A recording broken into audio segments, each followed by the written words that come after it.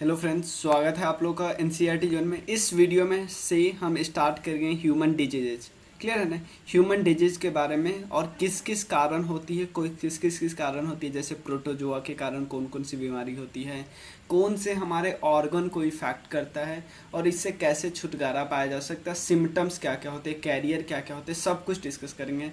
Protozoa, bacteria, virus, इन सब के बारे में डिस्कस करेंगे। मेन इंस्ट्रूमेंट, कुछ इंस्ट्रूमेंट होते हैं जैसे ईईसी होता है, उसके बाद और भी इंस्ट्रूमेंट, पेसमेकर वगैरह होता है, बहुत सारे इंस्ट्रूमेंट होते हैं, उस सब के बारे में डिस्कस करेंगे। तो चलिए शुरू करते हैं। शुरू करने से पहले एक चीज़ मैं आपको बताना चाहता हूँ कि हमारा प्लान के हिसाब से आप डिस्कस करेंगे, बिना प्लान से कोई फ़ायदा नहीं है। मतलब बहुत डिस्कस करा चुके हैं हम लोग, लेकिन प्लान आपको पहले बता चुका हूँ, आप देख लेना कि प्लान में बस 10 अक्टूबर को जेनेटिक्स था, बस इसको 2-3 दिन आप एक्सटेंड कर दिए पीछे, क्योंकि यहाँ पे पहले ह्यूमन डिजीज वाला चैप्टर डिस्कस करें।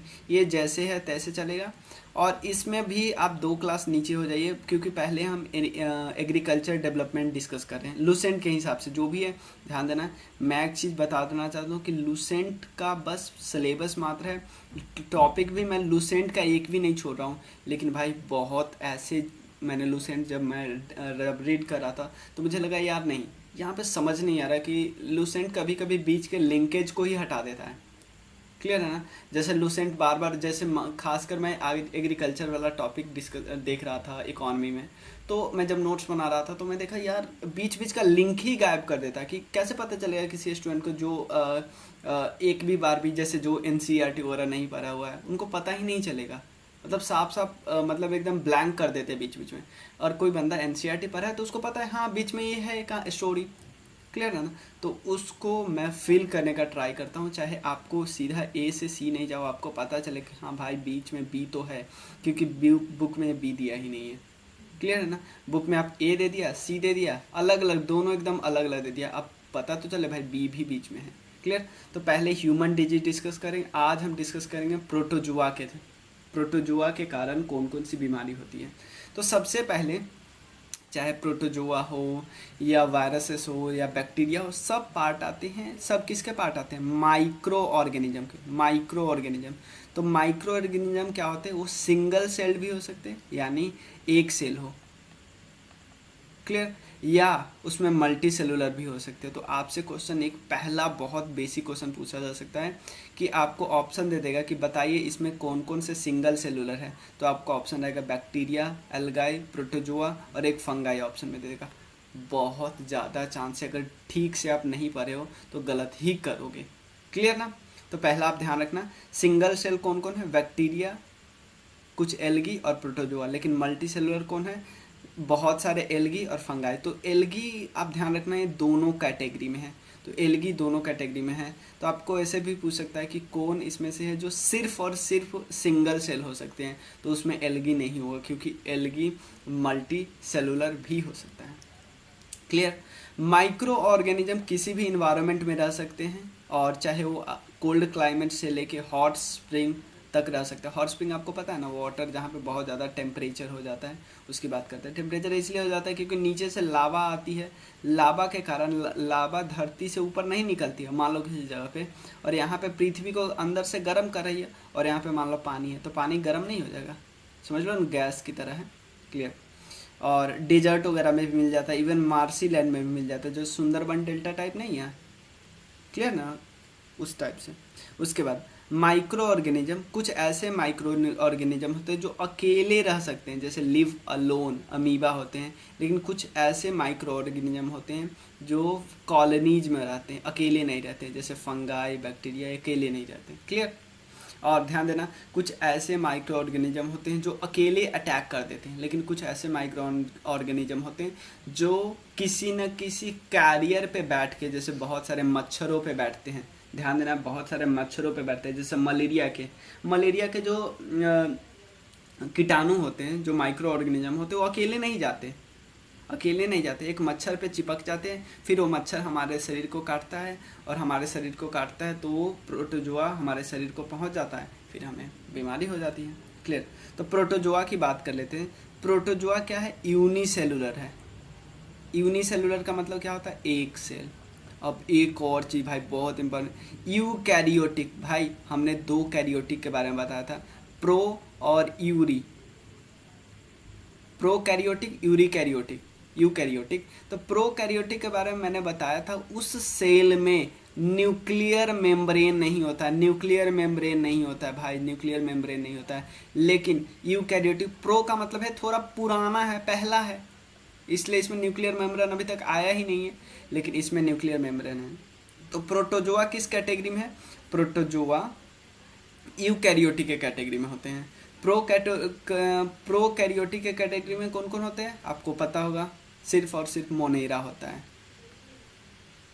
क्लियर, सिर्फ और सिर्फ मोनेरा। क्लियर। यूनिसेलुलर, ध्यान देना, यूनिसेलुलर। और एक और चीज़, ये किस कैटेगरी, जैसे आपको पता है कैटेगरी, जैसे आपको पता है, फिर पहले आता है मोनेरा, फिर आता है प्रोटिस्टा, ये सब आपको पता है ना।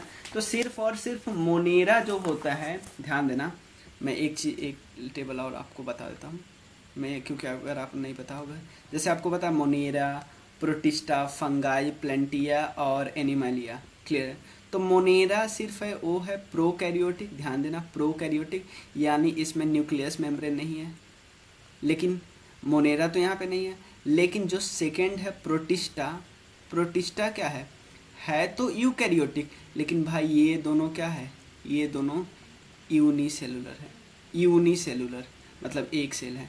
तो मोनेरा और प्रोटिस्टा में क्या सिमिलर है आपको पता चला, मोनेरा और प्रोटिस्टा यूनिसेलुलर है, बाकी तीनों मल्टी सेलुलर है। लेकिन मोनेरा इन सब से अलग क्यों है, क्योंकि मोनेरा प्रोकैरियोटिक है। प्रोकैरियोटिक का मतलब इसमें न्यूक्लियस मेम्ब्रेन नहीं है। क्लियर ना। तो एक और चीज़, हम इसको प्रोटोजोआ को बोल सकते हैं, प्रोटोजोआ को बोल सकते हैं भाई प्रोटोजोआ तुम हो प्रोटिस्टा के कैटेगरी के, बोल दिया ना, अभी सुन लिया। क्लियर। अब होता क्या, प्रोटोजोआ क्या होता है, आइदर या तो फ्री लिविंग होता है, अकेले रह जाता है, या पैरासाइट पे अटैक करता है। पैरासाइट का मतलब क्या है, किसी मच्छर पे, पैरासाइट का में यही मतलब होता है, किसी पे चिपक जाता है। बहुत सारे टाइप होते हैं। और एक और चीज़, इसमें सेल वॉल नहीं होता है, ध्यान देना, सेल वॉल नहीं होता। आपको ये भी पता होगा एनिमल सेल में सेल वॉल नहीं होता, सिर्फ और सिर्फ प्लांट सेल में सेल वॉल होता है, लेकिन इसमें भी सेल वॉल नहीं होता है। क्लियर।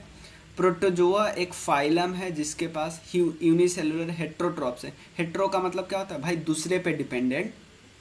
हेट्रो का मतलब, ऑटोट्रॉप्स का मतलब मैं खुद खाना बना लूँगा, लेकिन भाई इससे खुद से खाना नहीं बनता, यानी यूनिसेलुलर तो है ही, यूनिसेलुलर तो है ही, साथ के साथ हेट्रोट्रॉप्स भी है भाई, दूसरे पे डिपेंडेंट है, दूसरे पे डिपेंडेंट है, खाने के लिए अपने न्यूट्रिशियन रिक्वायरमेंट के लिए दूसरे पे डिपेंड रहता है। क्लियर।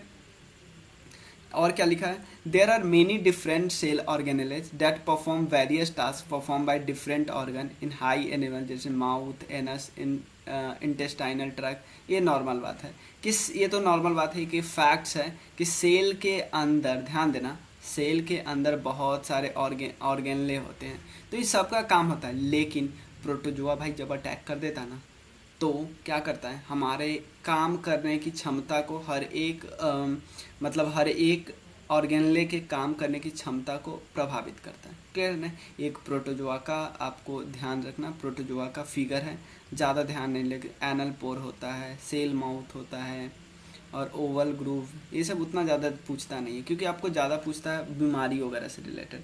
क्लियर। तो अब चलते हैं, डिस्कस करते हैं, एक एक बीमारी को डिस्कस करते हैं जो प्रोटोजोआ के कारण होता है। 3 चीज़ ध्यान रखना, प्रोटोजोआ आता है प्रोटिस्टा के कैटेगरी में, यूनिसेलुलर होता है, यानी मोनेरा प्रोटिस्टा के कैटेगरी में, क्योंकि मोनेरा ही सिर्फ एक है जिसमें यूनिसेलुलर है प्लस प्रोकैरियोटिक है, कैरियोटिक। क्लियर। और कोई दिक्कत इसमें, हाँ, या तो फ्री लिविंग भी रह सकता है, किसी पे पैरासाइटिक मतलब किसी पे डिपेंडेंट भी हो सकता है चिपक के, और हेट्रोट्रॉपिक होता है। हेट्रोट्रॉपिक का मतलब खाने के लिए दूसरे पे डिपेंडेंट, अपने न्यूट्रिशनल रिक्वायरमेंट के लिए किसी दूसरे पे डिपेंड। क्लियर। अब देखते हैं, क्योंकि एक चीज़ मैं बताऊं, जितना भी मैंने वीडियो देखा सारे लोग यहीं से स्टार्ट करते हैं। तो हमें भाई जो हमें बीमारी फैला रहा है, क्लियर, जो हमें बीमारी फैला रहा है, हम सिर्फ बीमारी को कैसे देख सकते हैं, हमें ये तो पता चले अभी हम क्यों कोरोना के पीछे इतना पहले उसके स्ट्रक्चर सब जो फोकस करते हैं, क्यों बीमारी फैलाने वाले माइक्रो ऑर्गेनिज्म के बारे में तो पता चले। बीमारी तो हम ठीक कर लेंगे बाद में, लेकिन वही नहीं पता है तो हम कैसे ठीक कर लेंगे। तो एग्ज़ाम में काफ़ी क्वेश्चन इससे आते हैं, लेकिन बहुत सारे वीडियो मैंने देखे उसमें ये स्लाइड मिसिंग है। क्लियर है ना, इस स्लाइड को मिसिंग कर देते। इवन इवन इवन हमारे हमारे हमारे हमारे लुसेंट भी मिसिंग कर हटा दिया इसको, हम लुसेंट में भी नहीं देख रहे हैं इसको। क्लियर, कोई दिक्कत नहीं, आप इसको स्क्रीनशॉट ले लो। बहुत अच्छे से मैंने बनाया, बहुत टाइम देकर बनाया। आप अगर आपको लगता है कि ये मेरा मतलब जो मैं इतना मेहनत कर रहा हूँ तो मैं इतना थोड़ा कम करूँ, तो आप थोड़ा कंट्रीब्यूट भी कर सकते हो। डिस्क्रिप्शन में लिंक होगा, आप मेरे नंबर पे कंट्रीब्यूट कीजिएगा तो मैं कुछ चीज़ों को आउटसोर्स करवा दूँगा। क्लियर, तो चलिए शुरू करते हैं। और मेरा जो प्लान है, मैं पीछे नहीं हटूँगा, बट आप लोग को भी पीछे नहीं हटना होगा। और आप लोग ग्रुप में ज्वाइन करके मुझे बता सकते हैं कैसा लग रहा है प्लान, कैसा लग रहा है। आप जितना बताओगे और उतना मुझे अच्छा लगेगा, मुझे मोटिवेशन मिलेगी। आप दूसरों को साथ शेयर करोगे, अपने ग्रुप के साथ शेयर करोगे तो मुझे बहुत अच्छा लगेगा, क्योंकि आपको पता है कि एक अच्छा कंटेंट लोगों के पास पहुंचना ज़रूरी है, फ्री ऑफ कॉस्ट। मैं कंट्रीब्यूट सिर्फ उन्हीं को बोलता हूँ जो आराम से कर सकते हैं, जिनको कोई फ़र्क नहीं पड़ता है, मतलब इतने छोटे कंट्रीब्यूशन से। क्लियर, तो मैं छोटे ही कंट्रीब्यूशन बोलता हूँ। हाँ, तो चलिए पहला देखते हैं मलेरिया। क्लियर, मलेरिया की बात करते हैं। हाँ, यहाँ पे मलेरिया। तो मलेरिया किस पैरासाइट के द्वारा फैलता है, किस पैरासाइट के द्वारा फैलता है? क्लियर है, तो ध्यान देना। सबसे पहले यहाँ पे देखते हैं कि हमारे किस चीज़ को ये मतलब कि अफेक्ट करता है, किस चीज़ को। सबसे पहले हमारे अफेक्ट करता है आरबीसी और हमारे लीवर को इफेक्ट करता है। मलेरिया जब होता है ना तो हमारे रेड ब्लड सेल को और लीवर को इफेक्ट कर देता है। क्लियर, अब एक और चीज़ देखो, डिफरेंट स्पेसीज ऑफ प्लाज्मोडियम। आपसे पूछा जाता है ना कि मलेरिया किस पैरासाइट के द्वारा फैलता है, तो आप बोलते हो ना भैया प्लाज्मोडियम, प्लाज्मोडियम प्रोटोजोआ। क्लियर है ना, इसको एक और नाम बोलते हैं पी विवैक्स या पी मलेरिया या पी फाल्सीपोरम। तो आप सिर्फ प्लाज्मोडियम, क्योंकि एग्जाम में मैंने देखा तो प्लाज्मोडियम करके ज़्यादा आया है, लेकिन बस एक बार नज़र में दौड़ाने से क्या चला जाएगा। क्लियर, कैरियर कौन होता है, क्योंकि भाई ये अकेले नहीं जाता है, एक किसी में चिपक के जाता है। कौन है? Female Anopheles mosquito, female Anopheles mosquito. Symptoms क्या होता है? मलेरिया क्या करता है, फीवर करार देता है, फैटिक हो जाता है, वोमिटिंग होने लगता है, सर दर्द होने लगता है, हमारे स्किन येलो पड़ने लगेंगे, सीजर होने लगेगा, कोमा में लोग चले जाते हैं और डेथ भी हो सकता है, बहुत हाई चांसेस है। क्लियर, क्योंकि अब तो मलेरिया की दवाई आ गई है, पहले पता है पूरा का पूरा गांव साफ हो जाता था मलेरिया के कारण। क्लियर, अब एक और चीज़, एक और मलेरिया का नाम पार्ट है, एक और है मलेरिया का, malignant malaria is pernicious malaria, जो होते हैं प्लाज्मोडियम फाल्सीपेरम के द्वारा। एक नया मलेरिया का टाइप है, बस थोड़ा सा ध्यान रखो, ज़्यादा ध्यान आपके इस पे होना चाहिए। मैलिजेंट मलेरिया एक परनीसियस मलेरिया है और एक प्लाज्मोडियम फाल्सीपेरम के द्वारा होता है। ये ध्यान रखना कि ये दो नाम आपको ध्यान रखना है, एक रोनाल्ड रॉस और एक है चार्ल्स लेवरेन। रोनाल्ड रॉस क्या बोले हुए हैं कि भाई इसके कैरियर मॉस्किटो है, इनकी बात इन्होंने शुरू की कि भाई सबको लगता था कि प्रोटोजोआ जो मलेरिया वाला जो प्रोटोजोआ है जाता है इसलिए फैल जाता है, नहीं, उन्होंने बताया नहीं, इसका कैरियर है, इसका जो गाड़ी है ना एक मच्छर है। क्लियर, और मलेरिया के पैरासाइट प्लाज्मोडियम की खोज का डिस्कवरी किसने किया था? चार्ल्स लेवरन ने। तो दो नाम याद रखना, चार्ल्स लेवरन जिन्होंने मलेरिया पैरासाइट की खोज की थी। अब ये बंदे, एक और बंदे हैं रोनाल्ड रॉस, वो बताते कि ये जो पैरासाइट है बैठता किस पे है? बैठता है एक मच्छर पे जिसका नाम है female Anopheles mosquito. Clear, next है स्लीपिंग सिकनेस हो जाता है। स्लीपिंग सिकनेस, बहुत ज़्यादा नींद आने लगती है, मतलब क्योंकि ये हमारे डायरेक्ट हमारे ब्रेन को इम्पैक्ट कर देता है। क्लियर है ना, तो अब क्वेश्चन होता है कि ये पैरासाइट कौन है? ट्राइपैनोसोमा, याद ऐसे करना, पूरा नहीं, ट्राइपैनोसोमा।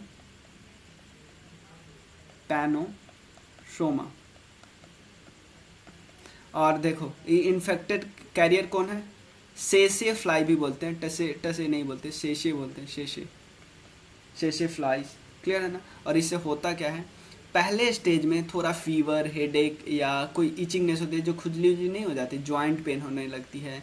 लेकिन अगर ज़्यादा दिन तक हो जाता है, मतलब जो मच्छर काटती है उसके 3 वीक हो जाते हैं, तो सेकेंड स्टेज में बहुत ज़्यादा कन्फ्यूजन, क्योंकि डायरेक्ट हमारे ब्रेन को इम्पैक्ट किया हुआ ना, तो हमें कन्फ्यूजन क्रिएट हो जाती है। पुअर कोऑर्डिनेशन, हम कोऑर्डिनेट ही नहीं कर पाते हैं। कि जैसे कोऑर्डिनेशन का एक एग्जांपल ले सकते हैं, हमें जो कैच कोई फेंकेगा तो हमें पता नहीं चलेगा, उसके स्पीड, डिस्टेंस, एक्सेलरेशन को हम कैलकुलेट ही नहीं कर सकते, मतलब हमसे कैच नहीं हो पाता है। सेकेंड स्टेज में और भी नंबरनेस हो जाता है, ट्रबल स्लीपिंग, में नींद वगैरह बहुत आती रहती है, ये सब होता है। क्लियर। थर्ड बीमारी है, देखो इसमें से आपके अधिकतर बीमारी आपके बुक में दिया है, लेकिन एक दो नहीं दिया है, तो मैं एक दो एक्स्ट्रा ऐड किया है, ध्यान देना। नेक्स्ट क्या है, 2 देख लिया, मलेरिया, स्लीपिंग सिकनेस। थर्ड है येलो वेन मोजाइक ओकरा, इसको ओकरा भी बोलते हैं, यानी लेडी फिंगर भी बोलते हैं, लेडी फिंगर। क्लियर है, जो आपको बोलते हैं, जो भिंडी नहीं होती वो, उसको ओकरा भी बोलते हैं ना। इसको बोलते हैं भेंडी येलो वेन मोजाइक वायरस के द्वारा होता है। क्लियर है ना। और इंसेक्ट इसका कैरियर होता है, ओकरा प्लांट के द्वारा फैला जाता है, और इसको ओकरा ड्वाफ्ट एंड माल फॉर्म्ड होता है, मतलब ये नॉर्मली हो जाता है। ये एक्चुअली बीमारी होता किस पे है, इंसान पे नहीं होता है, ये एक्चुअली भिंडी को प्रॉब्लम करता है। ये एक्चुअली इसको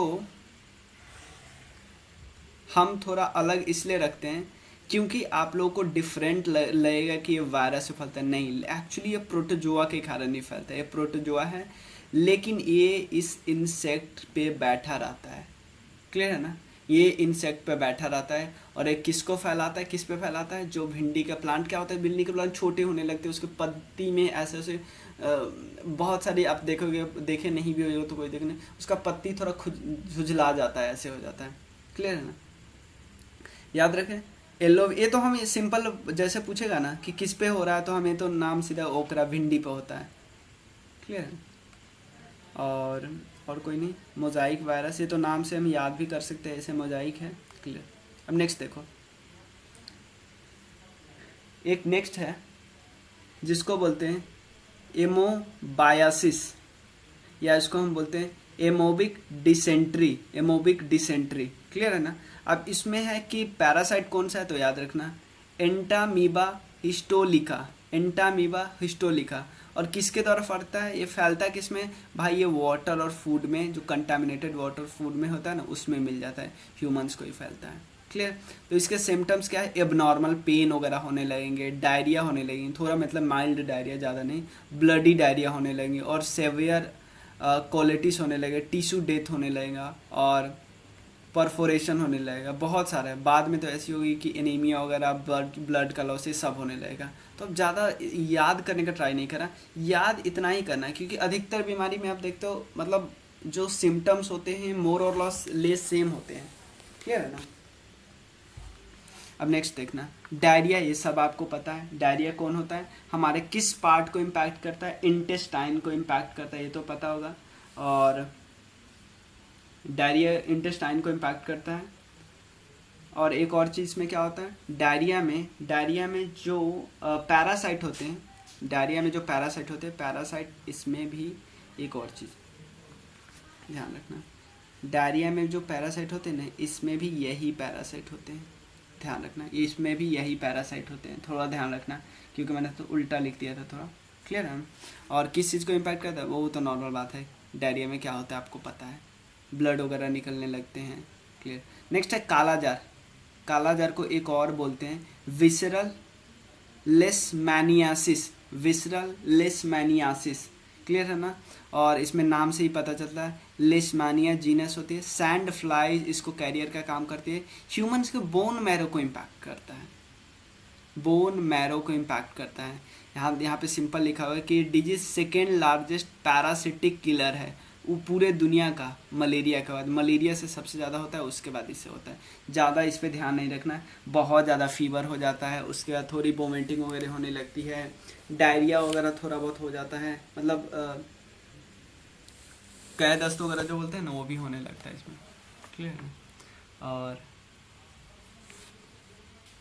और मतलब अगर थोड़ा दिन इसको छोड़ दिया जाता है, इससे डेथ वगैरह भी हो जाती है। क्लियर। कुछ और इम्पॉर्टेंट फैक्ट है, जैसे आप लिखा है वेक्टर, एक और ऐसा ऑर्गेनिज्म होता है जो ट्रांसमिट करता है एक डिजिट को एक इंडिविजुअल से दूसरे इंडिविजुअल पे, मतलब वेक्टर हम उसको बोलते हैं जिस पे मच्छर पे बैठ के उसका काम करता है। क्लियर है ना? Female Culex mosquito is a vector of filariasis. Female देखो आपसे पूछेगा कि ये एक बीमारी है फाइलेरिसिस, इसको हम बोलते हैं फाइलेरिसिस बोलते हैं, इस बीमारी का वेक्टर कौन है? तो आप बोलोगे फीलेक्स मॉस्किटो। क्लियर ना? अब एक और चीज़, मलेरिया हो जाता है ना, मलेरिया से एक बहुत अच्छा इलाज है। एक पेड़ है, एक पेड़ जिसको सिनकोना बोलते हैं, इस पेड़ के छिलको जो होता है, तना के ऊपर छिलका नहीं होता है, इसको पीस के आप उसको पिलाओगे ना, इसको पीस के पानी वगैरह में मिला के पिलाओगे, इसको हम बोलते हैं कौन सा मेडिसिन? क्यूनीन मेडिसिन। मलेरिया के लिए बहुत अच्छा फ़ायदेमंद है। क्लियर है ना? मलेरिया के लिए बहुत अच्छा फ़ायदेमंद का काम करता है क्यूनीन मेडिसिन। क्लियर? हाँ, तो इसमें और कुछ नहीं है। हाँ, एक बारी और देख ले रहा, रिवाइज करवा दे रहा हूँ। प्रोटोजोआ हमने कर लिया, प्रोटोजोआ के बारे में, बीमारी का नाम, क्योंकि बीमारी थोड़े ऐसे ऐसे नाम होते हैं ना, थोड़ा प्रोनाउंसिएशन में प्रॉब्लम होता है, ये आपको ही पता है। डायरिया में कौन होता है? एमोबायोसिस, और एमीबिक डाइजेंट्री होता है। क्लियर? और ठीक है, हाँ, बस इतना ही है।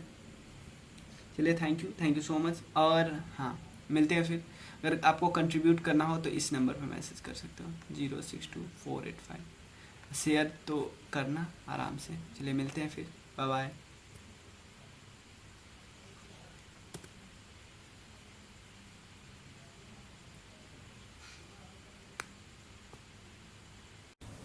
हेलो फ्रेंड्स, देखिए एक्चुअली अभी आप लोग सोच रहे थे कि बायोलॉजी का क्लास क्यों नहीं आ रहा है, क्यों नहीं आ रहा है।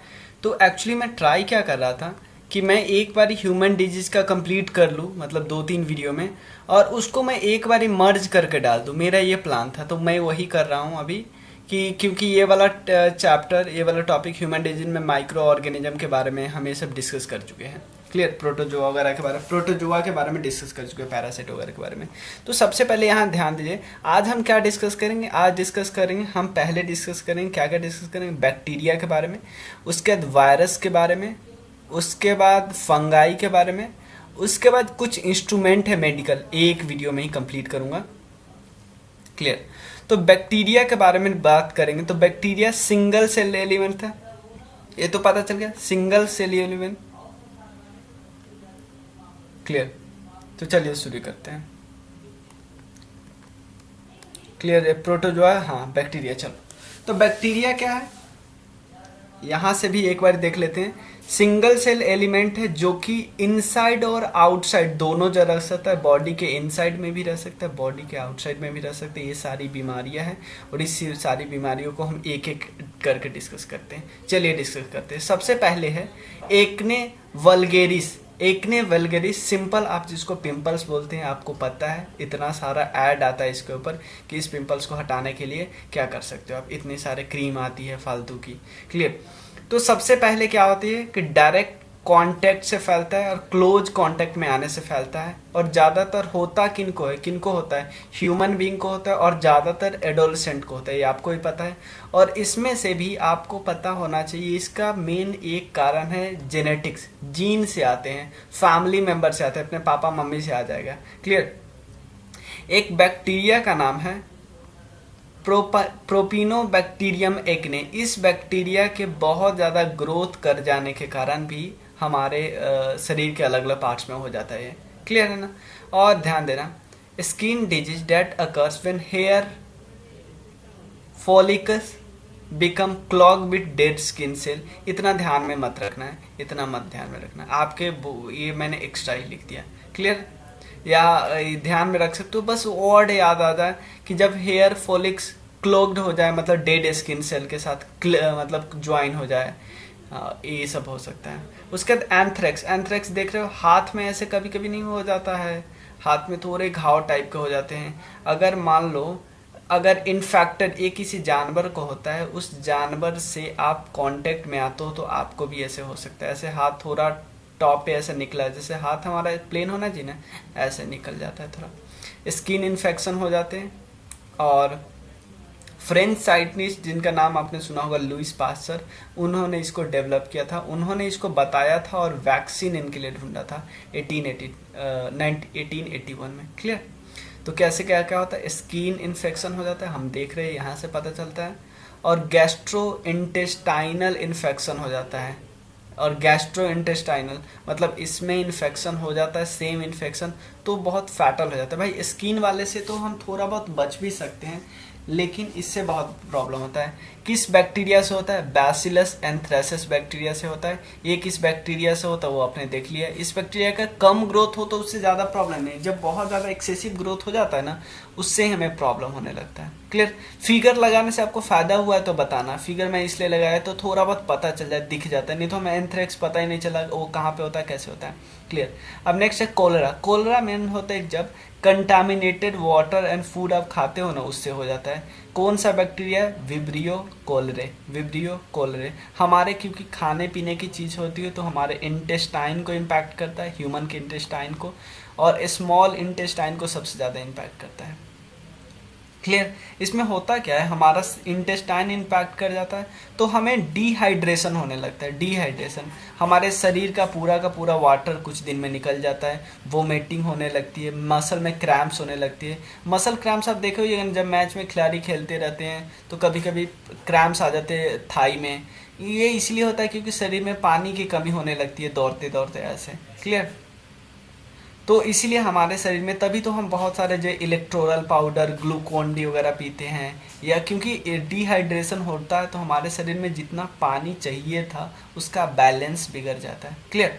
नेक्स्ट है साइट्रस कैंकर। देख रहे हो नींबू पे ये एक पत्ती पे कितना प्रॉब्लम आ गया है। ये एयरबॉर्न डिजीज है। क्या, कौन सा बैक्टीरिया है, सैंथ्रोमोनस एक्जोनोपोडिस।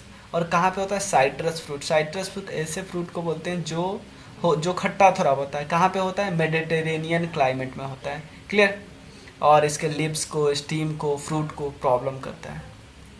क्लियर। कोई दिक्कत नहीं, इस पेज में फिगर से प्रॉब्लम सॉल्व हुआ थोड़ा बहुत, क्योंकि मेन पता है मुझे भी, अभी तक मैंने इतना बार इसको डिस्कस तो पहली बार ही कर रहा हूँ बायोलॉजी, लेकिन मैंने भी कई बार किया, लेकिन मुझे भी प्रॉब्लम होती है बैक्टीरिया का नाम याद करने में। तो इसलिए बैक्टीरिया उतना ज़्यादा नहीं आता एग्जाम में कि आप बैक्टीरिया का नाम, बहुत बहुत टफ है, या कुछ कुछ तो ऐसे बहुत आसान है, इसका कभी नहीं पूछेगा, इसका नाम से ही बता जाओगे, इसका भी नाम से बता जाओगे। तो बैक्टीरिया आपको याद नहीं करना है, प्लीज़ प्लीज़ प्लीज़ ध्यान रखो, याद नहीं करो आप किस चीज़ से होता है, ह्यूमन के किस पार्ट को इम्पैक्ट करता है। सिम्टम्स, जो बेसिक सिम्टम्स हो तो वो याद कर लो। क्लियर। ज़्यादा मत ध्यान रखो। अब देखो न्यूमोनिया का होता है, न्यूमोनिया भी, हाँ तो चलो अब बताता हूँ, न्यूमोनिया भी बताता हूँ। न्यूमोनिया, पहले न्यूमोनिया बता। न्यूमोनिया बैक्टीरिया और वायरस दोनों के कारण होता है। क्लियर है ना। और पहला कौन है, स्ट्रेप्टोकोकस न्यूमोनिया के कारण होता है। एक जगह और सोर्स मैंने देखा तो वहाँ पे ये भी नाम लिखा था, Haemophilus influenza. Haemophilus influenza. Clear है। तो बैक्टीरिया और वायरस दोनों के कारण होता है। एयरबॉर्न ड्रॉपलेट होते हैं, स्नीज, जैसे हम खांसी वगैरह करते हैं तो हमारे शरीर जो मुंह से कुछ निकलता है उसके कारण दूसरे को भी हो सकता है। क्लियर। हाँ, न्यूमोनिया इन्फ्लेमेटरी कंडीशन होती है, मतलब थोड़ा सांस वगैरह लेने में प्रॉब्लम होती है, हमारा लंग्स इन्फेक्ट कर जाता है। क्लियर, यही बात है। और condition of the lungs affecting primarily the microscopic air sacs known as alveoli. Clear है ना, इसको इम्पैक्ट करता है। लंग्स में एक सब पार्ट्स होता है, तो ये वाला आप वो नाम थोड़ा ध्यान में रखने हैं। वैसे भी ये जो बॉडी पार्ट्स आ रहा है ना, बॉडी पार्ट्स का नाम आपको ध्यान नहीं रह रहा है क्योंकि बॉडी पार्ट्स हम अभी समझे हुए नहीं हैं। तो बॉडी पार्ट्स जब ह्यूमन बॉडी पार्ट्स डिस्कस कर लेंगे ना, तब आपको कोई दिक्कत नहीं होगा। उसका डाइफेथेरिया बोलते हैं। ऐसे हो जाता है जीभ पे कुछ प्रॉब्लम हो जाएगा तो, और थोड़ा यहाँ पे अंदर थोड़ा प्रॉब्लम होने लगता है। देखो तो जीभ पे कैसे कैसे स्पॉट्स आ गया है। तो डाइफेथेरिया का सिम्टम्स क्या होता है, थ्रोट जो होता है यहाँ पे ये थोड़ा, और फीवर वगैरह हो जाते हैं। नेक जो होता है अंदर से स्वेल कर जाती है, और due to the large lymph node के कारण यहाँ पे कॉम्प्लिकेशन वगैरह आ जाते हैं। किडनी में प्रॉब्लम आ जाती है, ब्लीडिंग का प्रॉब्लम आ जाती है, क्योंकि हमारे शरीर में प्लेटलेट की कमी हो जाती है। और मायोकार्डिटिस में result to the abnormal heart rate, ये एक और एक प्रॉब्लम हो जाती है, ध्यान देना, ये भी प्रॉब्लम हो जाती है, मायोकार्डिटिस। आपसे सिंपल इनका नाम भी पूछ सकता है, तो आप वो लोग पूछेगा ये क्यों होता है, मायोकार्डिटिस क्यों होता है, तो आप बता देना भैया क्योंकि एबनॉर्मल हार्ट रेट आ जाता है इसके, और नर्व सिस्टम में इन्फ्लामेशन हो जाती है, पैरालिसिस भी हो सकता है इसके कारण, न्यूमोनिया देख लिया। पेप्टिक अल्सर, ध्यान देना, जो हमारा इंटेस्टाइन है ना उसको ज़्यादा इम्पैक्ट करता है ह्यूमन बींग में। हेलिकोबैक्टर पाइलोरी, भाई ये भी नहीं पूछेगा क्योंकि ये भी तो आप नाम से ही बता सकते हो। और ulcer in the lining with stomach को प्रॉब्लम होते हैं, और स्मॉल इंटेस्टाइन को प्रॉब्लम करता है। नेक्स्ट क्या है, प्लेग एक बीमारी है। प्लेग में हमारे जो पैर होते हैं ना वो उस पर बहुत ज़्यादा दाग वगैरह हो जाता है, एड्सीनिया पेप्टिस के कारण होता है। एड्सीनिया पेप्टिस एयर और डायरेक्ट कॉन्टेक्ट के कारण होता है, या तो एयर से भी हो जाता है डायरेक्ट कॉन्टेक्ट। ह्यूमन के लंग्स हो जाते हैं, जो लेग के बिटवीन एरिया जो होते हैं ना वहाँ पे भी हो जाता है, लंग में भी हो जाता है, क्लियर। और डिपेंड करता है, ध्यान देना, डिपेंड करता है कि किस एरिया में हो रहा है, उस हिसाब से थोड़ा इसको हटाना पड़ेगा।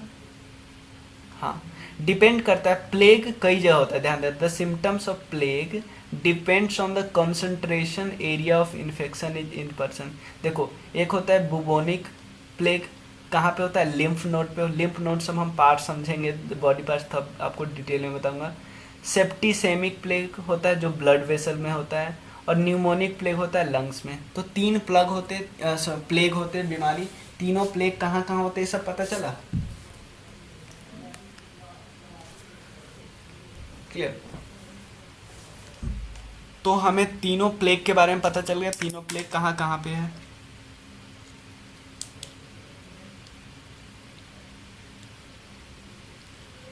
क्लियर। अब देख आगे चलते हैं। अब देखो कुछ और बीमारी है जिसका नाम है, पहला है टीबी, ट्यूबरकुलोसिस, क्लियर। ट्यूबरकुलोसिस किसके कारण होता है, माइकोबैक्टीरियम ट्यूबरकुलोसिस के कारण होता है, और सिंपल ये भी कांटेक्ट के कारण होता है।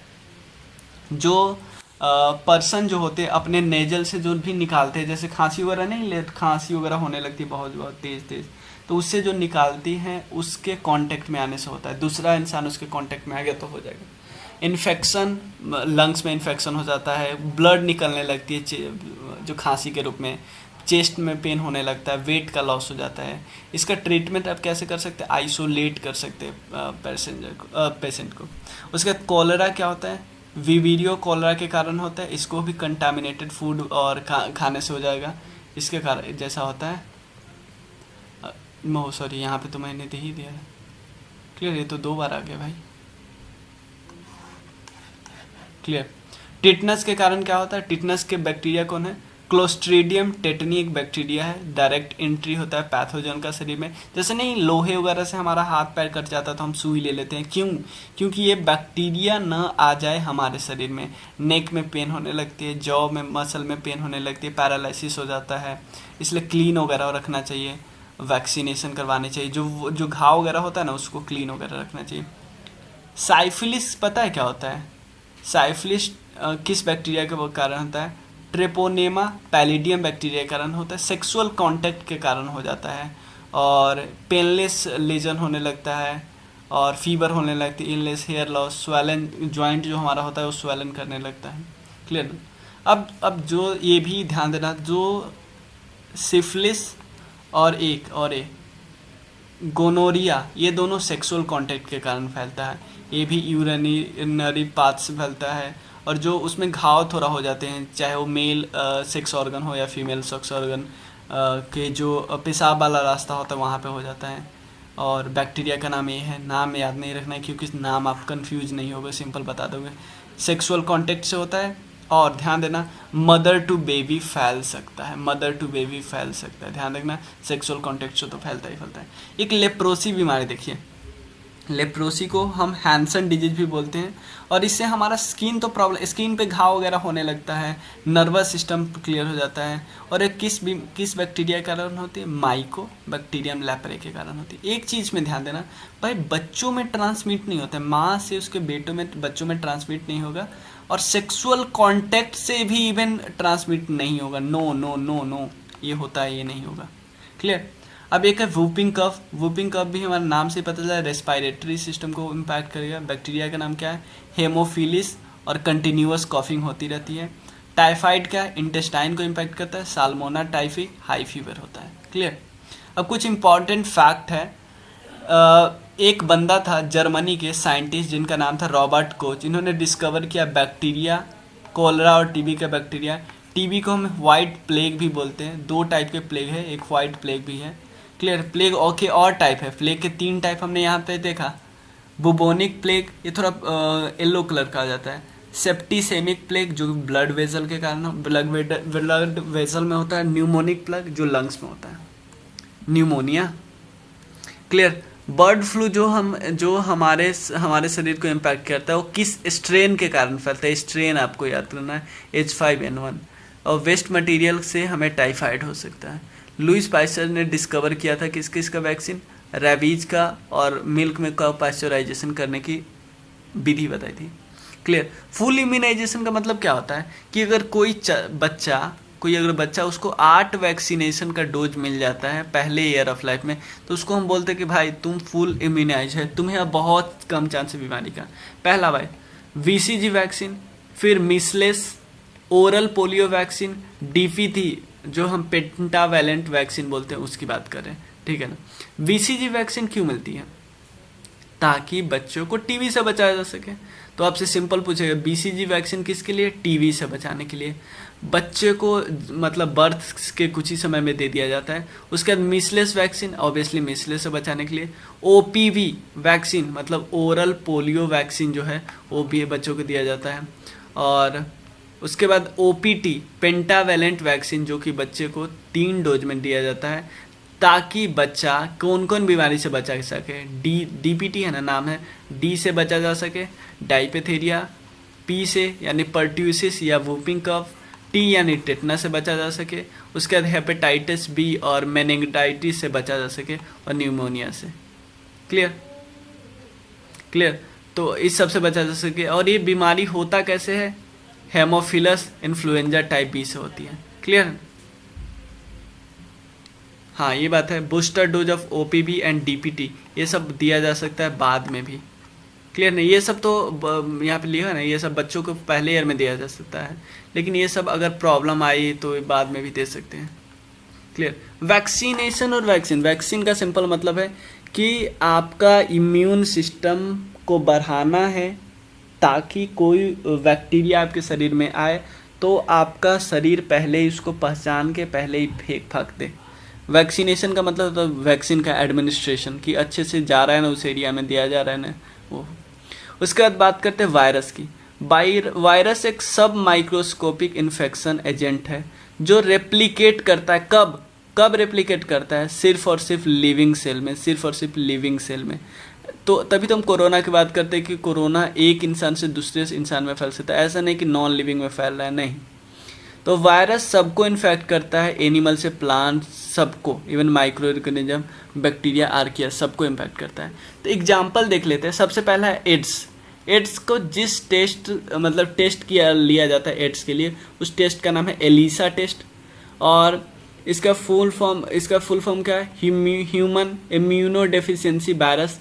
और इसी वायरस के कारण फैलता है, ब्लड एक्सचेंज करने से फैलता है, ब्लड के एक्सचेंज ह्यूमन एंड उसके बच्चों को होता है, हमारी मतलब ह्यूमन से उसके बच्चों को हो सकता है, हमारे इम्यूनिटी सिस्टम को बर्बाद करके रख देता है।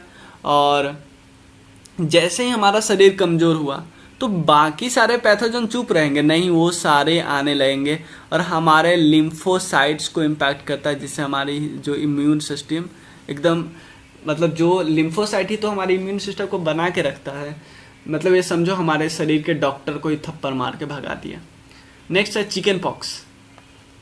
क्लियर है, चिकन पॉक्स तो ये किस बैक्टीरिया के कारण होता है, वरीसेला जोस्टर वायरस के कारण होता है। एयर और कांटेक्ट से फैलता है, ह्यूमन को फैलता है, इसको वरीसेला भी बोलते हैं, नाम से पता चलता है। चिकन पॉक्स को वरीसेला भी बोलते हैं। हाईली कॉन्टाजियस डिजीज होता है, कांटेक्ट करने से फैल जाता है और इससे स्किन जो होती है रस कर जाती है और इची ब्लस्टर होने लगता है और less severe than smallpox से थोड़ा लेस कम सीवियर है। और आपको पता है स्मॉल पॉक्स हमारे दुनिया से हट चुका है, almost eradicated after the invention of vaccination.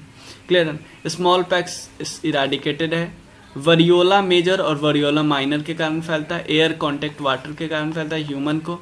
Highly dreaded disease है, हाईली कॉन्टाजियस है और वैक्सीनेशन बना खत्म। चिकनगुनिया क्या है? चिकनगुनिया वायरस के कारण फैलता है। एडस मॉस्किटो जो कि एडस एजिप्टी और एडस एल्पोपाइसर।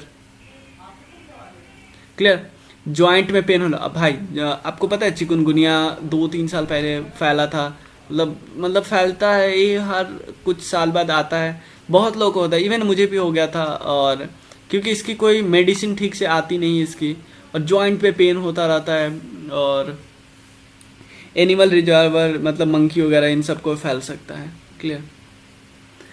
कोल्ड इन्फ्लुएंजा वायरस जो कि मोस्टली कफ होता है, ये राइनो वायरस से फैलता है। एयरबॉर्न ड्रॉपलेट मतलब जो हम खांसते हैं ना तो उससे जो निकलता है ड्रॉपलेट, स्नीज करते हैं तो दूसरे को फैल सकता है। समर जो गर्मी होती है ना, गर्मी इस वायरस के लिए बहुत ज़्यादा हॉस्टाइल होती है। और clear, most common during winter, तो विंटर में ज़्यादा फैलती है, गर्मी में कम फैलती है। ऑब्वियसली कोल्ड होते हैं ना। डेंगू फीवर ये किस वायरस के कारण बोलते हैं? फ्लेबी वायरस, और यह फीमेल एडस मॉस्किटो के कारण फैलती है, ह्यूमन को फैलती है। क्लियर, तो आप याद रखना ये भी है, एडस मॉस्किटो के कारण चिकनगुनिया भी, और एडस मॉस्किटो के कारण डेंगू भी। क्लियर, नहीं याद रखना। इसमें हाई फीवर हो जाता है, हेडेक होता है, ये सब हमें पता है क्योंकि ये बीमारी आज भी आती रहती है। डेंगू वगैरह, स्किन रश करने लगता है और बहुत कम होता है लाइफ थ्रेटनिंग। क्लियर है, ब्लीडिंग वगैरह कभी कभी होने लगती है क्योंकि हमारे शरीर का ब्लड प्लेटलेट्स भी कम जाते हैं, ये सब होता रहता है। इबोला वायरस का नाम आपने सुना होगा, एनिमल से मैन में फैलता है, ह्यूमन और कुछ एनिमल में भी फैलता है। क्लियर है ना, जैसे फ्लू लाइक सिम्टम्स, फीवर, मैलाइस, ये सब हो जाता है। और डिजीज देखो, इससे मल्टी सिस्टम, इसको हमारे शरीर को बहुत ज़्यादा इम्पैक्ट करता है। लेथार्जी आने लगती है, नौसिया आने लगती है, वोमिटिंग होने लगता है, डायरिया होने लगती है, डायरिया, हेडेक वगैरह हो जाता है। नेक्स्ट क्या है? Foot and mouth disease. Foot and mouth disease किसके कारण होता है? ये वायरस का नाम है पिकोरना वायरस। क्लियर, जेनस इसका याद रख लेना, ध्यान रख लेना। देखो उतना बैक्टीरिया वायरस का नाम उतना इंपॉर्टेंट नहीं होता है, नाम तभी इंपॉर्टेंट होता है ना जब बहुत आसान हो। पता है, एडस मॉस्किटो, ये सब का कितना, एडस इजिप्टिस जो बोलते हैं वो यही तो है, कितना बार आ चुका है। क्लियर है ना। और क्लोज कॉन्टैक्ट एनिमल्स के कारण फैलता है, सीरियस प्रॉब्लम हो जाती है एनिमल फॉर्मिंग। क्लियर। उसके बाद हेपेटाइटिस बी की आप बात करो, हेपेटाइटिस बी। देखो जो एडस मॉस्किटो है ना, उसका मतलब है एडस मॉस्किटो के और टाइप है, तो जितना भी अधिकतर फैलता है ना इससे फैलता है। एडस इजिप्टी या इजिप्टस जो बोलते हो ना आप, वो उससे फैलता है। क्लियर। तो एडस मॉस्किटो के एक फैमिली है, उसके कई लोग हैं, कोई और बाल बच्चे हैं उसके। क्लियर। तो इसके तो देखो कभी भी ऐसा आपको ऑप्शन नहीं देगा कि एडस एडप्टिस भी दे देगा, एडस एल ए भी दे देगा, ऐसे नहीं पूछेगा ना। हाँ, हेपेटाइटिस वी वायरस के कारण, ब्लड एक्सचेंज वगैरह करने के कारण हो जाते हैं। सेक्सुअली ट्रांसमिटेड डिजीज होता है, ह्यूमंस को होता है, लीवर को इम्पैक्ट करता है, acute as well as chronic disease भी है। मिसलेस आपको पता है, जो दाग हो जाता है शरीर पे, ये यहाँ पे मैंने फिगर रखा ये वाला, तो मिसलेस मैं यहीं पे बताऊँगा। और पोलियो यहाँ पे नहीं है, जीका यहाँ पे नहीं है, हाँ तो मिसलेस वहीं पे बताऊँगा। पोलियो देखो, पोलियो वायरस के कारण होती है, और वाटर एंड फेकल माउथ के कारण फैलती है, और ह्यूमन में फैलती है। वीक मसल हो जाता है, डिफॉर्मेशन होने लगता है बॉडी। जीका वायरस जो होता है शरीर, सर एक बच्चे का नहीं देखो ये आप, सर बहुत बड़ा हो गया, वो इस कारण का होता है, ह्यूमन में फैलता है। जो सर होता है ना, जो हेड होता है, उसमें डिफॉर्मेशन आने लगती है। और पता है ये बहुत समय बाद इवन पता ही चलता है, पता भी नहीं चलता रहता है कि कोई वायरस है, बहुत समय बाद पता चलता है। इसलिए देखो ये ध्यान रखना, ये आप गर्दन में देख रहे हो कुछ निकला हुआ नहीं, इसको बोलते हैं ग्वाइटर। क्लियर है ना। ये हाँ, अफेक्टेड ऑर्गन तो हमें पता ही चले, गर्दन वगैरह में। पैराथायरॉयड ग्लैंड इस वायरस का नाम है, थायराइड ग्लैंड होता है। क्लियर है। हमारे ऑब्वियसली ये हो जाएगा तो हमारे मुंह को खोलने में थोड़ा प्रॉब्लम होने लगी, फीवर वगैरह होने लगती है। क्लियर। जो ये वाला आप देख रहे हो पिक्चर, ये वाला इसके लिए है क्योंकि यहाँ पे जगह नहीं था, आप देख रहे हो। और उसका मिसलेस देख रहे हो, शरीर पे दाग हो गए हैं, पूरे बॉडी पे हो सकता है। किस वायरस के कारण? मोरवेली वायरस के कारण होती है। रेडिस इरप्शन हो जाता है बॉडी पे। क्लियर। उसके बाद देखो तो हेपेटाइटिस या जॉन्डिस, जो आपको पता है ना, पीलिया वगैरह जो हो जाता है जिसको हम जॉन्डिस बोलते हैं, या हेपेटाइटिस। क्लियर है। लीवर को सबसे ज़्यादा इम्पैक्ट करता है। हमारे जो यूरिन होता है येलो कलर का हो जाता है, आई स्किन ये सभी येलो हो जाता है। क्लियर। ठीक है, इस समय हम ठंडी ठंडी चीज़ खाते हैं ताकि ठीक हो जाए। रैबीज क्या होता है? रैबीज खासकर जो कुत्तों से बहुत बार फैलता है, तो हमारे नर्वस सिस्टम, हमारे माइंड को इम्पैक्ट करते हैं रैबीज वायरस के कारण। और पेशेंट मैड दिखने लगता है, मतलब इतना हमारे ब्रेन पे इम्पैक्ट करता है ताकि हमारे जो सोचने समझने चलने फिरने सबकी शक्ति ख़त्म हो जाती है। बहुत ज़्यादा हेडेक फीवर होने लगता है। मेनिंगाइटिस जो कि ब्रेन को इम्पैक्ट करता है, हाई फीवर होता है इसमें नॉर्मल है। हर्पस ये भी स्किन को, हाँ ये देखो, ये हमारे ब्रेन का जो पार्ट है ना, ब्रेन का एक अपर वाला पार्ट होता है जिसको ध्यान देना। Meningitis is defined as inflammation of the meninges. ध्यान देना, यहाँ पे हमारे ब्रेन और स्पाइनल कॉर्ड होते हैं, उसको कवर करने वाला जगह जिसका नाम है मेनिंगस, इसमें ये फूल जाता है भाई, ये फूल जाता है। देख रहे हो, ये नॉर्मल है और ये फूल गया। क्लियर। तो हर्पस, तो मेनिंगाइटिस आप समझ गए, ब्रेन पे इम्पैक्ट कर रहा है। हर्प्स का मतलब ये भी स्क्रीन पे इम्पैक्ट करता है, ये वाला देखो। तो फिगर डालने से कुछ फ़ायदा हुआ तो आप बताओ, नहीं तो मैं फिगर अगली बार से जो भी बायोलॉजी पढ़ाऊंगा तो फिगर नहीं दूंगा। हर्प्स का मतलब होता है हर्प से स्किन में स्वेलिंग आ जाती हुआ। स्वाइन फ्लू का स्ट्रेन हमने देख लिया, ये देखो। बर्ड फ्लू का दिया है H5N1, स्वाइन फ्लू का H1N1, बर्ड फ्लू का एवियन इन्फ्लुएंजा। क्लियर। अब हाँ, ये सब हमने देख लिया, वायरस का देख लिया। देखो, अगर आपको समझ नहीं आया, थोड़ा फास्ट लगा है, तो एक बार ये और रिपीट करना, मतलब थोड़ा पीछे चला जाना, फिर से रिपीट कर लेना, आपको समझ में आ जाएगा। जब भी आपको फास्ट लगे ना, तो फास्ट लगने का मतलब ये नहीं कि छोड़ दो, फास्ट लगने का मतलब भाई थोड़ा रिपीट कर लो, थोड़ा पीछे चले जाते हैं, फिर दोबारा सुन लेते हैं, आ जाएगा समझ में। क्लियर। अब देखते हैं कुछ और बीमारी का नाम देखते हैं जो कि सिंगल सिंगल दिया हुआ था। फाइलेरिया। फाइलेरिया जैसे दो, पैर में कितना डिफरेंस हो गया, पैर फूल गया जिसको। क्लियर। इस कभी कभी इसको बोलते हैं एलिफ, मतलब हाथी पैर बोल देते हैं गाँव वगैरह में, हाथी पैर। किसके कारण होता है? बुचेरिया बैनक्रॉफ्टी के कारण, बुचेरिया बैनक्रॉफ्टी के कारण। ये बॉर्न जो होता है वो ट्रांसमिट कैसे होता है? और ये मॉस्किटो जिसका नाम है क्यूलेक्स मॉस्किटो, इसके द्वारा ट्रांसमिट होता है। हमारे लेग स्वेलिंग कर ले, टेस्टिस में स्वेलिंग हो जाती है, और भी बॉडी के पार्ट्स में स्वेलिंग हो सकती है। इसका एक और नाम है एलिफेंटाइसिस, इसका नाम है। फंगस के कारण जो बीमारी होती है, फंगस में जो बीमारी होती है, फंगस के कारण होती है। सबसे पहले हमारा अस्थमा, भाई सांस लेने में प्रॉब्लम लेती है। कौन सा फंगाई है? एस्पेरिगिलस फॉमिगेटस, एस्पेरिगिलस फॉमिगेटस। क्लियर। ये कंडीशन कब होता है? इन विच पर्सन एयरवेज, ध्यान देना, जो हमारे सांस लेने वाला जगह है जहाँ से हम सांस लेते हैं वो नैरो हो जाता है, पतला हो जाता है। पतला होने के कारण क्या होता है? फूल जाता है। और या तो मान लो आप यहाँ सांस लेते हो, यहाँ नॉर्मल जाता है, लेकिन कभी कभी क्या होगा, यहाँ पे स्वेलिंग हो जाएगी, तो आपको सांस लेने वाला जगह कम बचा, या यहाँ पे कुछ यहाँ पे एक्स्ट्रा जमा हो जाएगा, उसके कारण हुआ। क्लियर। यही बात बता रहा है। देखो, a condition in which a person airways become inflamed, narrow and swell and produce extra mucus which makes difficult to breathe. Clear. Asthma can be a minor, it can be interfere with daily activities, in some cases it may lead to the life threat. हाँ, generally बहुत minor होता है। अगर minor है तो आपको ज़्यादा problem नहीं होगा, वो आप बहुत दूर चल लोगे ना तब प्रॉब्लम होगा। जैसे दौड़ने लगते हैं, जैसे नॉर्मल दौड़ने लगते हैं, हम दौड़ते हैं तो हम तेज़ी से सांस ले सकते हैं। ऑब्वियसली हम जब तेज़ दौड़ते हैं तो मैंने बहुत तेज़ी से सांस लेने लगते हैं। इसका मतलब हमारे शरीर में हमारा जो जाने वाला जगह है वो आराम है, आराम से सांस लेते चला जाता है। लेकिन वहाँ पे यही तो प्रॉब्लम है भाई, यही तो प्रॉब्लम है कि वो सांस लेने वाला जो जगह है जहाँ से सांस जा रहा है वो एकदम चिपक गया है, सांस ही नहीं जा पा रहा है। तो भले ही आप कितना ऑक्सीजन आपके सामने हो, क्या फ़र्क पड़ता है। डिफ़िकल्टी होती है, चेस्ट पेन होने लगती है, कफ, वीजिंग, या इसमें कभी कभी डेथ भी हो सकता है। एथलीट फुट देख रहे हो पैर में कैसे कैसे हो गया। किस फंगी के कारण होती है? टेनिया पेडस फंगी के कारण होती है। और टोज में होती है, सबसे पहले यहाँ पे होने लगती है।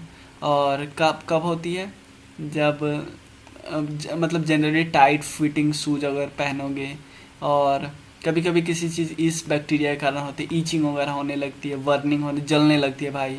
और वाइल एटली फूड मॉइस्ट मॉइस्ट जगहों पे ये ज़्यादा फैल जाता है। एंटी फंगल मेडिसिन यूज करो, ख़त्म हो जाएगा। क्लियर। इसका बीज ऐसे देख रहे हो हाथ पे कैसे हो गया, बहुत खुजली हो रहा है, तो इस कौन सी बैक्टीरिया, कौन सी फंगस है, एकारस स्कैबीज, नाम से ही पता चल रहा है, याद नहीं करना पड़ेगा। सन ईचेज एंड वाइट स्पॉट। भाई मैं फिगर इसलिए डाला कि आपसे पूछेगा, ऐसा पूछ सकता है कि इसमें क्या होगा, तो अगर स्कैबीज आप ध्यान रखोगे तो बोलो धीरज भैया ने बताया था, दिखाया था फिगर, उसमें था ऐसा कुछ, हाथ में कुछ वाइट स्पॉट आ गए थे, थोड़ा रेड स्पॉट आ गए थे, थोड़ा खुजली वगैरह हो रहा था, ओ इसका मतलब हैंड वगैरह कुछ स्किन प्रॉब्लम है। क्लियर। बाल्डनेस सबको पता है, कौन सी बैक्टीरिया के कारण, कौन सी फंगाई के कारण होती है, टैनिया कैपिटिस के कारण होती है, हेयर फॉल होने लगती है, टाइनिया कैपिटिस। क्लियर। रिंग वोम आपको पता है, क्लियर, इसके इतने ऐड आते हैं, इच गार्ड वगैरह। ट्राइकोफाइटम लेरूकोसम, रेड स्पॉट आने लगते हैं। ध्यान देना इन दोनों में थोड़ा अलग है, यहाँ पे व्हाइट स्पॉट आने लगता है, आपका चमड़ा थोड़ा थोड़ा उखड़ने लगता है, आप देख रहे हो पूरा पूरा हर जगह पे होने लगता है।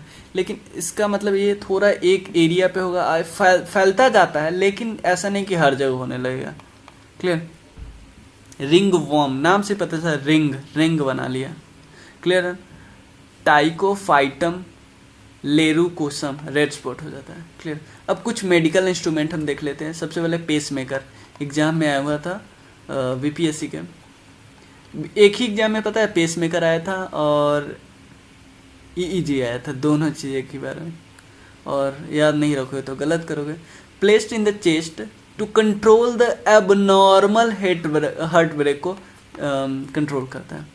सीटी स्कैन क्या करता है, इन्वेस्टिगेट करता है abnormal function of the body. ध्यान देना यहाँ पे क्या बात करें, फंक्शन, लेकिन अगर बात करें इसका एमआरआई में क्या होता है, पूरे बॉडी का एबनॉर्मलिटी देख लेते हैं, पूरे बॉडी में कोई प्रॉब्लम तो नहीं है, लेकिन जो सीटी स्कैन में सिर्फ देखता है क्या, बॉडी का सब सांस वगैरह, सारा बॉडी का फंक्शन काम कर रहा है कि नहीं, और लेकिन एमआरआई पूरे बॉडी को ही इवन देख लेता है। क्लियर। नेक्स्ट देखो, इलेक्ट्रोकार्डियोग्राफ, ईसीजी, ये क्या होता है, अबनॉर्मलिटी, हार्ट के एबनॉर्मलिटी को देखता है। क्लियर है ना, ऐसे ऐसे होता है, तो ज़्यादा हमें ध्यान नहीं देना है। क्लियर, क्योंकि ऐसे क्वेश्चन नहीं आते हैं, बस हमें बता दें। ये ध्यान रख सकते हो कि जो ध्यान देना है, ईसीजी जो ग्राफ होता है, वो ग्राफ किस चीज़ का होता है, टाइम वोल्टेज, ये आ सकता है भाई, मतलब बहुत ज़्यादा प्रोबेबिलिटी है कि नहीं, आप लोगों को भी लग रहा है कि बहुत ज़्यादा प्रोबेबिलिटी आने की। क्लियर है ना, कोई दिक्कत। चलिए, ईईजी क्या है, हमारे ब्रेन की माल फंक्शनिंग को, ब्रेन ईईजी, इलेक्ट्रो एनसेफलोग्राम, पता है ये एग्ज़ाम आया था, तो बहुत लोगों ने, बीपीएससी में एग्ज़ाम आया था, बीपीएससी में कुछ लोग मुझे बता रहे थे कि भैया मैंने इसको, क्योंकि उस समय बायोलॉजी नहीं पढ़ा था, मैं इसको ईसीजी मान लिया और उसको लगा दिया हार्ट वाला, क्योंकि हार्ट वाला तो सब देखे ही रहते हैं, मतलब ये लोग को पता उतना नहीं रहता है। मुझे लगा वो लोग बोले मुझे लगा कि ये मिसप्रिंट है, बाद में बीपीएससी जब रिजल्ट के समय ठीक कर देगा, जो हार्ट लगाया हुआ उसका आंसर दे देगा उसको। राइनोस्कोप क्या होता है, नोज को एग्जामिन करते हैं, ये तो देख लिए। और जो ऑटो एनालाइजर क्या होता है, जो हमारे शरीर के ग्लूकोज, यूरिया, कोलेस्ट्रॉल को ऑटो एनालाइज करता है। भाई सब सही है तो है ना, कोई ज़्यादा कम तो नहीं है। उसके कुछ और डिजीज है, तो ये डिजीज मैंने अभी तक लिखा नहीं है, बट यहाँ तक मैं वीडियो को आपको दे रहा हूँ, और फिर मिलते हैं। जो बाकी वाला डिजीज है वो हम थोड़ा छोड़ देते हैं, मतलब उसमें ऐसे एक एक लाइन की डिजीज है, हम कितना डिजीज तो कर चुके हैं, अब मतलब ये बहुत रेयर ऐसे डिजीज हैं, लेकिन इसमें जो सबसे इम्पॉर्टेंट होगा वो मैं बाद में, वो मैं या तो पीडीएफ दे दूंगा या आपको वीडियो भी बना के दे दूंगा फिगर के साथ, लेकिन अभी मैं इसको अपलोड कर दे रहा हूँ, क्योंकि इसमें मतलब उसका मेरा अभी मन नहीं है वो डिजीज को करने का। मैं नोट्स, क्योंकि अभी उसका पिक्चर क्लिक करके दे दूंगा, आप कर लेना। मतलब 5-7 डिजीज और है, क्लियर है ना। एक तो कैंसर है, वो वाला इंपॉर्टेंट है। बाकी अगर कोई इंपॉर्टेंट होगा तो मैं टिक लगा दूंगा, या वो वाला हाईलाइट्स करके मैं फ़ोटो खींच के लूसेंट से भेज दूंगा। क्लियर। आप ग्रुप में हो ना आप, 9582062485। क्लियर। और आप में से कोई कंट्रीब्यूट करना चाहते हैं तो इसी पे कर सकता है, यूपीआई, गूगल पे या पेटीएम पे। क्लियर। मिलते हैं फिर, चलिए बाय।